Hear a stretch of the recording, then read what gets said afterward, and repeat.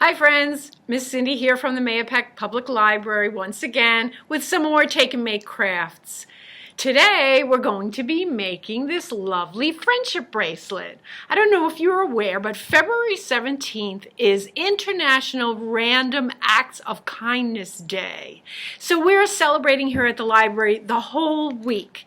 And we thought it would be really great if you'd be able to make your own bracelet and then make a second one that you can give to somebody else. So when you come to the library, you will be able to pick up this kit, and inside you will find first an instruction sheet that explains how to get to our video. But if for some reason you can't get to the video, it also has directions on how to do this. This, which I call a friendship wheel, which if you notice it has a circle in the middle cut out, and then it has 8 notches all the way around, and I'll explain to you how you're going to use this to make your bracelet.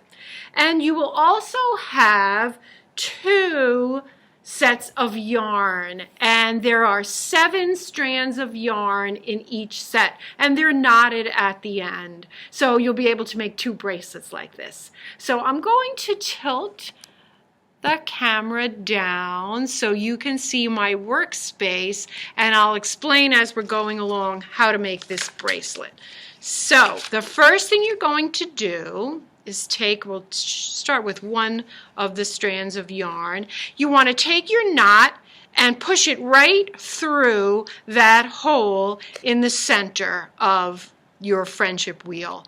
And then you're going to take the strands of yarn and kind of separate them out, and you're going to put 1 strand of yarn into each notch like that. So just insert it in there so the notch is just going to hold it for you, and go all the way around the wheel. And if you want to put them in a certain order, you can. I don't think it really makes a difference, so I'm just going to go around, and as they come up, I'll just insert it into a notch just like that.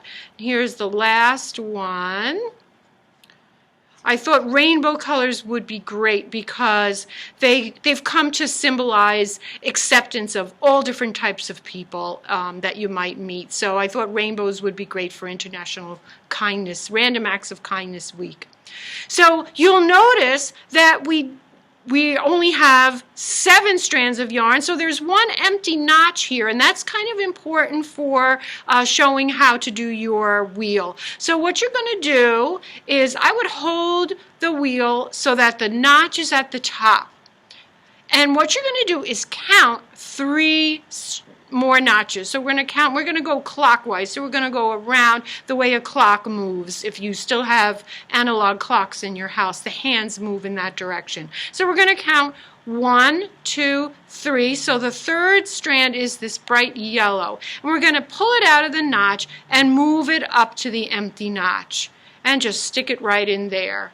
Now you have an empty notch, and it's moved to where the yellow was. So I'm going to move that up again. And you're going to again count 3, 1, 2, 3. Now this time it's the purple one. You're going to move it up to the empty notch. And it's as easy as that. Just keep going around. Move the notch up to the top. 1, 2, 3. And each time you'll be moving a different color yarn. And as you continue working, you'll start to notice that where the knot is, the bracelet will start to grow and begin to hang down from here. So I'm going to do a little bit more of this, and I'll come back to show you how it looks. Okay, so I've been working on this for 10 or 15 minutes or so, and you can see I've already got about 2 inches of my bracelet. It kind of comes out like a rope, and it's all the different colors of the yarn that we've been using, so it's really very colorful. But one thing I noticed as I'm working, because you're moving the yarn strands and you're turning the wheel, what happens to the yarn underneath is it might start to get a little bit tangled, so every once in a while you may just want to run your fingers through it and just separate those strands out. Another thing is this would be a fun activity to do while you're listening to an audiobook or some music. And if you haven't been on Hoopla, which is a service that you can get free with your library card, then I would say give that a try. What you would do is go to our library website and scroll down till you see the Hoopla icon, and you can click on that, and if you don't have an account, you'll be able to open an account for free, and then you have access to all kinds of audiobooks and music, and if you like to read books, there's also ebooks there. So while you're working on your friendship bracelet, go ahead and check out Hoopla, and I'll be back in a few minutes to show you how to finish this bracelet off. Okay, so this is just about long enough to go around my wrist. It might be a little bit shorter, but what will happen is you're going to be adding a knot and a loop, and that'll add a couple of inches onto it. So if you want, you can make it a little longer than you think you need, and then if you take it off and it's too long, you can always undo some of the braiding that you just did. So to turn this into a bracelet, what you want to do is go ahead and take all of the yarn out of the notches, just like that. Pull it all out. And then choose one color. I'm going to pull it right out of the hole. Choose one color that you want to use as your loop. What we're going to do is make a loop that will you'll put this knot through that loop, and that's how you'll make your bracelet closure. So whatever color you choose to make your loop, I'm going to go with this green right here. Take all the other pieces of yarn all together, and you're going to just tie them in a knot. So what you're going to do is make a loop, curl it over, make a loop, then put the ends through, pull all the ends together into a nice tight knot.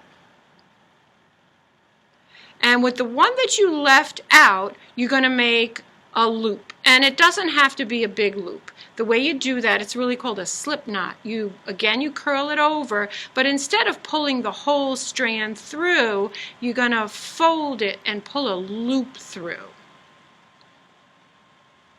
So here's my loop, and you want to put it as close to the bracelet as possible.